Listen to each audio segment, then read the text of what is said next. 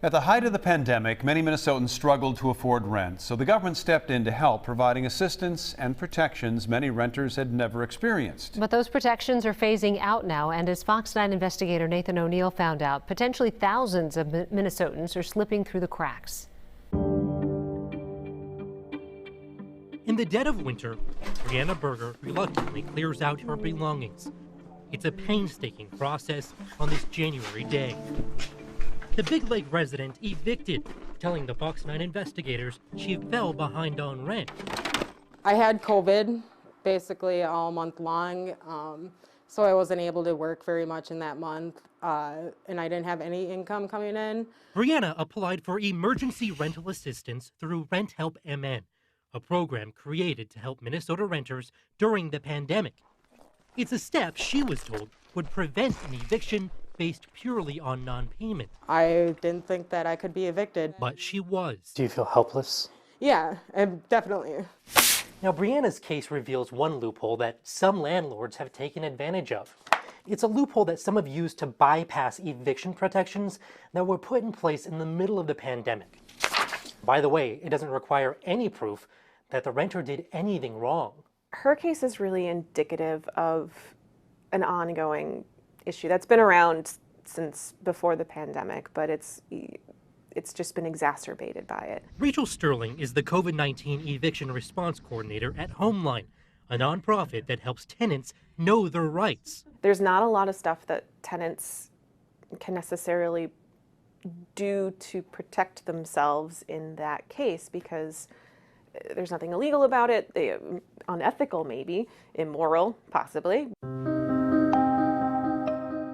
In Brianna's case, her eviction was triggered first by a notice to vacate, which can be issued at the end of a lease or at any point during a monthly agreement. But that notice is often used as an easier off-the-books eviction because it doesn't require any justification. Minnesota law doesn't require, in normal times, a landlord to have any reason. It could be that, there were clouds in the sky today and I just don't feel like being a landlord anymore. And here's your notice, you have to be out in 30 or 60 days.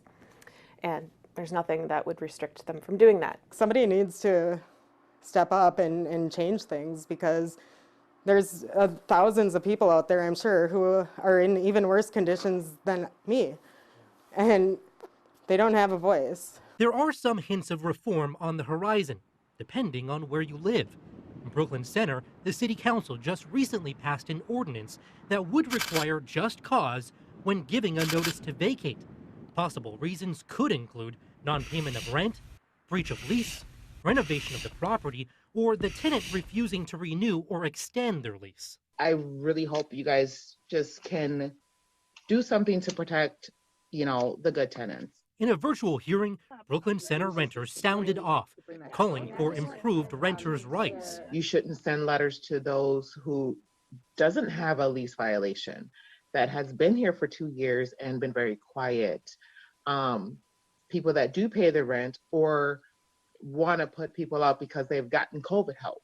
But some landlords are critical of the change. It makes it harder for us to deal with problem tenants. Bob Gardner manages about 180 properties throughout the Northwest Metro, including in Brooklyn Center. We would never evict a tenant without cause. He says the new ordinance puts undue burden on landlords. It's just now we're required by law to go through a formal process that takes more time and it leaves us legally exposed. A lot of these things are really difficult to prove. At the state capitol, there have been some efforts to boost renters' rights, including legislation that would require just cause for terminating tenancy. Senator Lindsay Port sits on the Housing Committee. We're expecting it's thousands of families in Minnesota who could be protected by policies such as this that really look not just at the landlord's rights, but also at the renters' rights, which is frankly just not something that we've addressed at the legislature in any real way. And the bill she signed on to this year didn't even get a hearing. So effectively stalled? Yep. But the senator concedes that there's a lack of appetite amongst lawmakers, not to mention the powerful influence of lobbyists. We have a number of landlords who are members of both the House and the Senate. In fact, several of them sit on the Housing Committee. That voice is well represented, and I think we need to do a better job of lifting up the voices of the renters, of the average Minnesotans who are experiencing these sorts of things. Back in Big Lake, it's been 4 months.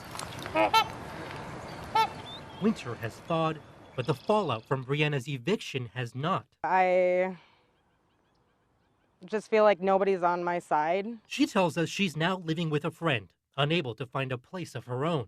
And an eviction is pretty much the same as a felony.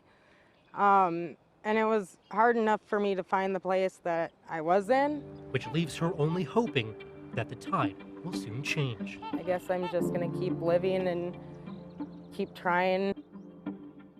And while efforts at the state capitol have stalled on this issue, Senator Port is hoping to keep it in the sphere of conversation moving forward. Meanwhile, it's also important to keep an eye on Brooklyn Center and how those new renters reforms perform, especially in the weeks and months ahead. For the Fox 9 investigators, I'm Nathan O'Neill. All right.